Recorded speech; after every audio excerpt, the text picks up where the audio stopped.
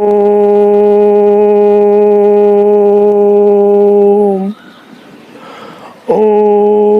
धन्वंतराय नमः। ओम धन्वंतराय नमः। नमस्कार दोस्तों, मैं वैद्य विकास गुप्ता आज आपके समक्ष कोरोना वायरस से बचाव के कुछ उपाय।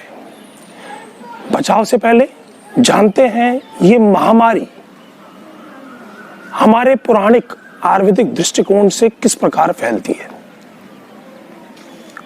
ये जो महामारी है, हमारे पौराणिक काल में क्या कहा गया, जब मांसाहार अत्यधिक सेवन होता है, लोग अच्छे कर्मों को छोड़ के बुरे कर्मों को चुन लेते हैं, पाप बहुत ज्यादा बढ़ जाता है, दुष्कर्म हो जाता है, पृथ्वी सृष्टि या जिसे आप नेचर कहते हैं, इसे हम बहुत ज्यादा डिस्टर्ब कर देते हैं पॉल्यूशन के द्वारा, अपने कर्मों के द्वारा। Water pollution, air pollution, soil pollution. तो इससे क्या होता है, इससे प्रकृति के द्वारा ही ऐसी कुछ जीवाणु पैदा होते हैं जो सब कुछ समतल करने का प्रयास करते हैं। पोल्यूशन हम कर देते हैं तो प्रकृति में उथल-पुथल मच जाती है। तो प्रकृति अपने आप को स्वस्थ करने के लिए जीवाणुओं को कुछ सबक सिखाती है। तो अगर बोले तो जिसे वैश्विक महामारी कह रहे हैं, जिसे वैश्विक आपदा भी कहा गया, इस आपदा से क्या हो रहा है, लोग ग्रसित हो रहे हैं और इससे वही स्वस्थ हो पा रहा है जिसका इम्यून सिस्टम उसको सपोर्ट दे रहा है। क्या होता है इम्यून सिस्टम? इम्यून सिस्टम को कहते हैं रोग प्रतिरोधक क्षमता। रोग प्रतिरोधक क्षमता कैसे, क्या होती है रोग प्रतिरोधक क्षमता? जैसे मैंने अभी इम्यून सिस्टम कहा, किसी भी प्रकार के जीवाणु, कीटाणु से शरीर की अपनी लड़ने की स्वयं क्षमता। यानी किसी भी प्रकार का वायरस आपके शरीर पे आघात करे, परंतु आपके डीएनए और आरएनए में चेंजेस आए, जिससे आपकी बॉडी के अंदर उन जीवाणु कीटाणु से लड़ने के लिए जीवाणु और कीटाणु पैदा हो। यानी ये दो तरह की आर्मी हुई। एक आर्मी जिसने आपके ऊपर अटैक किया और उनसे लड़ने के लिए आपके शरीर में बिल्कुल सिमिलर आर्मी तैयार हुई। उदाहरण के रूप में किसी ने हमें एयरफोर्स से अटैक किया, फाइटर जेट से अटैक किया, तो हमारे शरीर में फाइटर जेट का उत्पत्ति हुई। किसी ने हमें थल सेना से अटैक किया तो थल सेना बनी, किसी ने हमें जल सेना से अटैक किया तो जल सेना बनी। इसी प्रकार हमारी बॉडी के अंदर विभिन्न प्रकार के बैक्टीरिया, वायरस, ये अलग अलग प्रकार होते हैं। अब वायरस क्या होता है? वायरस ऐसा होता है जो किसी के भी संपर्क में आने से, जैसे कि हम आज देख रहे हैं, छींकने से जो कीटाणु निकलते हैं उनमें वायरस रहता है। जब वो दूसरे मनुष्य के संपर्क में आता है तो उसको भी उस बीमारी से ग्रसित कर देता है। अब हो क्या रहा है, ये वायरस नया है, हमारे शरीर को इसकी आदत नहीं है, इसलिए इससे लड़ने के जीवाणु बनाने में हमारे शरीर को समय लग रहा है। वैक्सीनेशन के ऊपर पूरे विश्व में काम चल रहा है। Britain, Oxford university, Harvard university, India के विभिन्न देश, चीन, जापान, ये सब कार्य कर रहे हैं वैक्सीनेशन बनाने में। अब वैक्सीनेशन कैसे बनती है कि इन्हीं कीटाणुओं को लिया और किसी जानवर के अंदर लगाया, उसके शरीर से इनसे लड़ने के एंटीबॉडीज बनी, वो एंटीबॉडीज को लेंगे, मनुष्य पे लगाएंगे, और अगर वो मनुष्य पे के अंदर भी एंटीबॉडीज बनाने में मदद करे, या ये एंटीबॉडीज उन जीवाणुओं से, कोरोना वायरस के कीटाणुओं से लड़ने में सक्षम रही, तो उसे हम कारगर मान लेंगे। बट अगर हम ये बात कहें कि पौराणिक काल में भी तो ऐसी महामारियां आती होंगी, पहले भी ऐसे वायरस थे, जनपदोध्वंसा, चरक संहिता, सुश्रुत संहिता, अष्टांग संग्रह, तीनों में इसके बारे में लिखा कि ऐसी महामारियां आती थी जहां कुटी प्रवेशम कराया जाता था, जहां पर रोग प्रतिरोधक क्षमता को बढ़ाने के लिए नित्य कार्य किए जाते थे। भोजन को सुचारू रूप से रखा जाता था मौसम के हिसाब से, और रसायन चिकित्सा दी जाती थी।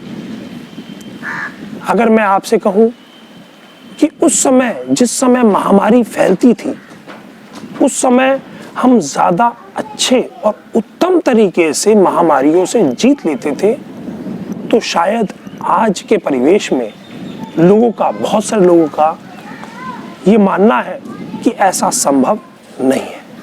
परंतु सोचिए कि जिस समय ये महामारी फैला करती होंगी, और ये महामारियां जब फैला करती थी, उस समय अगर वैक्सीनेशन नहीं थी तो पृथ्वी किस प्रकार बची, मनुष्य किस प्रकार बचा। अगर इसके ऊपर शोध करें तो शोध से ये प्राप्त हुआ, जो हमारे आचार्यों ने लिखा है कि जनपदों उद्वंसा, यानी कि वैश्विक महामारी से लड़ने के लिए उस समय भी बहुत सारी जड़ी बूटियां उपलब्ध थी, द्रव्य थे। क्या वो वायरस पे लड़ती थी? क्या वो किसी प्रकार के कीटाणुओं से युद्ध करती थी? नहीं, वो एक तरीके से द्रव्य थे जो एंटीबॉडी बनाने में सहायक थे।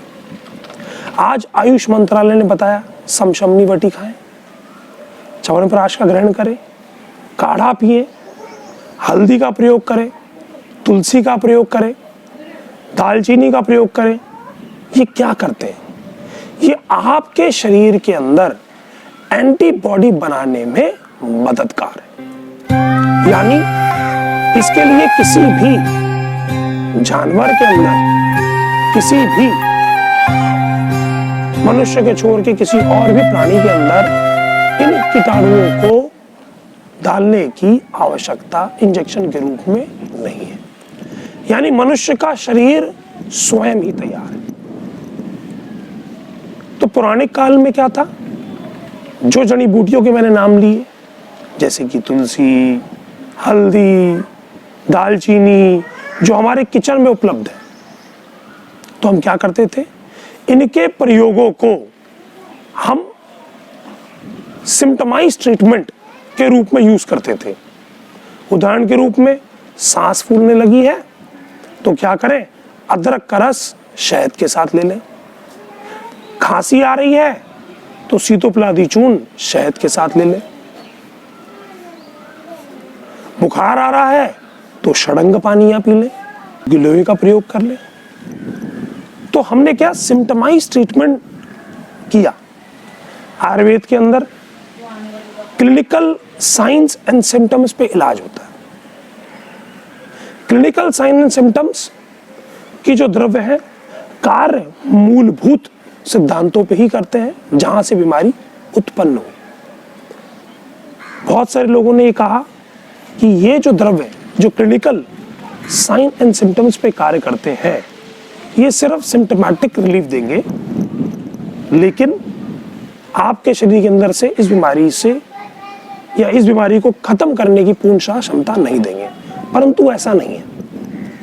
आयुर्वेदिक द्रव्य सिम्टोमेटिक रिलीफ देने के साथ में जो आयुर्वेद के 3 दो, वात, पित्त और कफ, इन तीनों को नॉर्मेलिटी में लाने का कार्य भी करते हैं। अगर ये दोष बढ़े हुए हैं तो उनको घटा देंगे, और घटे हुए हैं तो बढ़ा देंगे। यानी ये द्रव्य अपने आप ही शरीर के अंदर लॉ ऑफ ऑस्मोसिस से काम करते हैं। एयर कंसेंट्रेशन अगर शरीर में है दोषों की तो उनको निकाल लेंगे, और लोअर कंसेंट्रेशन है तो अपने गुण शरीर में व्याप्त करा देंगे। तो इस प्रकार रोग प्रतिरोधक क्षमता का जो पहला चरण है वो है लॉ ऑफ ऑस्मोसिस के हिसाब से दोषों को समलाना। तो आज हमने जो जनपदोद्वंसा के बारे में बातचीत करी है और कुछ द्रव्यों के बारे में निर्णय लिया, तो आज के विषय के अंदर जो हमने आज बातचीत करी है, इसके अंदर आज का जो नुस्खा रहेगा रोग प्रतिरोधक क्षमता को बढ़ाने के लिए, सबसे पहले आज उसको लेते हैं। त्रिफला चूर्ण। त्रिफला में क्या क्या होता है? आंवला, हरड़, विभतकी, हरितकी, विभतकी, आंवलकी। त्रिफला चूर्ण आराम से उपलब्ध है। त्रिफला चूर्ण को प्रतिदिन आपने 1 चम्मच, जिनको पेट टाइट रहता है उनको 1 चम्मच, जिनका पेट मुलायम रहता है उनको आधा चम्मच भिगो कर रख देना है 1 कटोरी पानी में। रात को भिगोवें, सुबह उठते पेट साफ होने के बाद ग्रहण कर लें। अब आप कहेंगे जी मेरा तो पेट साफ हो गया, तो इसकी क्या आवश्यकता है? ये क्या करेगा? ये आपको सद्यो विरेचन का कार्य करेगा, नित्य विरेचन का कार्य करेगा, यानी आपके पेट से जो गंदगी है उसको साफ करेगा। पेट साफ होने से क्या होगा? आप जो भोजन खाएंगे, जो दवाई खाएंगे, वो आपके शरीर में उत्तम तरीके से लगेगी, और